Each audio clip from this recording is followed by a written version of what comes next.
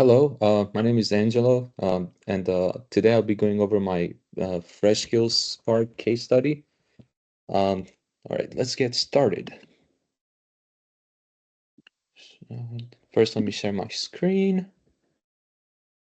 All right, so I really hope you can see the screen. So, like I said, my name is Angelo. I'll be going over the Freshkills Spark case study. Uh, first, first, I'm going to start with a little introduction and background about the Freshkills Park. So, Freshkills Park is a public park that's being built on top of a former landfill in New York City.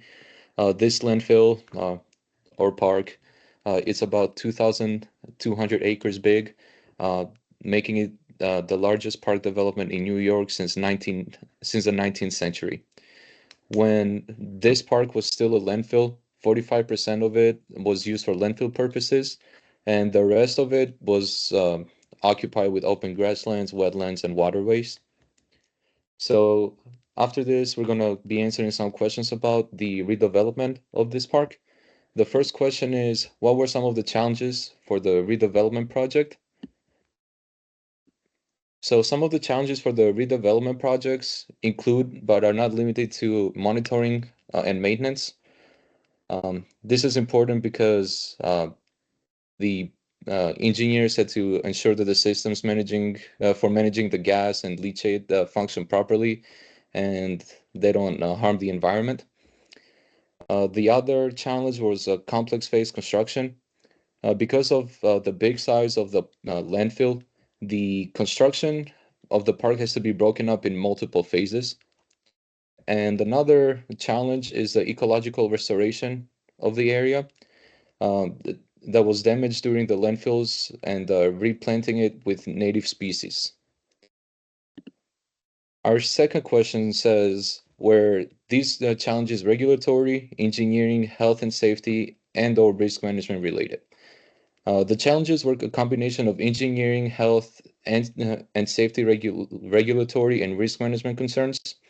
The risk management challenges were the long-term monitoring of the site and mitigating potential hazards like gas leaks or land instability.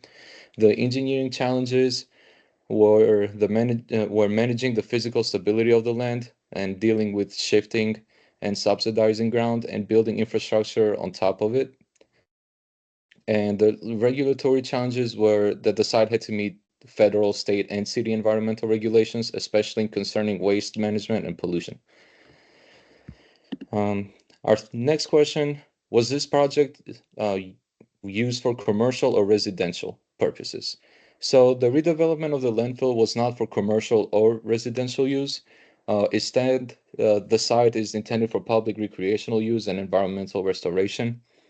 Uh, the park will include large open spaces for wildlife, walking paths, sports fields, and other public amenities.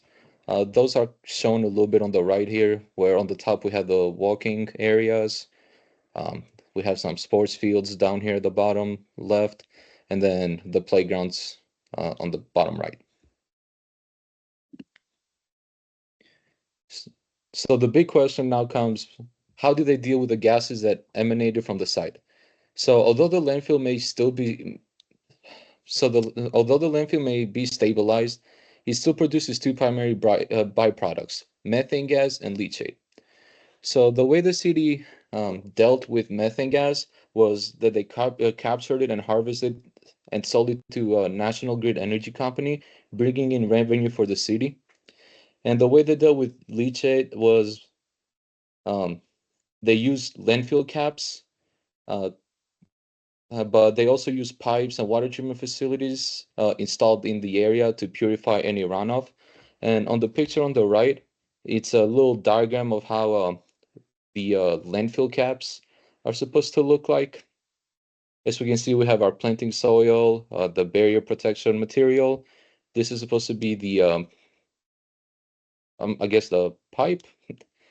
And right here should be a cap. That's about it. Uh, Another important question about the park was, did any land subsidence occur after decomposition? The short answer is no. The garbage was already compressed as much as it could before capping. And to ensure the stability, the trash heaps were also covered with compressed soil and graded into terraced hills. Um, this picture was also taken from one of the sources that I used. Uh, these little hills in the background, they are showing the graded, the trash that's being compressed, that's being covered into compressed soil and being graded into the hills. All right. And then our final question is, how long did it take the project to get up and running? So currently, the project is still under construction and is being built, but the landfill officially closed in 2001. In 2006, the master plan was unveiled for the park. In 2012, the first section of the park opened up, and then because of the again of the size of the landfill and the park of 2,000 acres, the full build of the park is set to continue until 2036. And these are the sources that I used. Um, yeah, thank you so much for listening. Have a good day.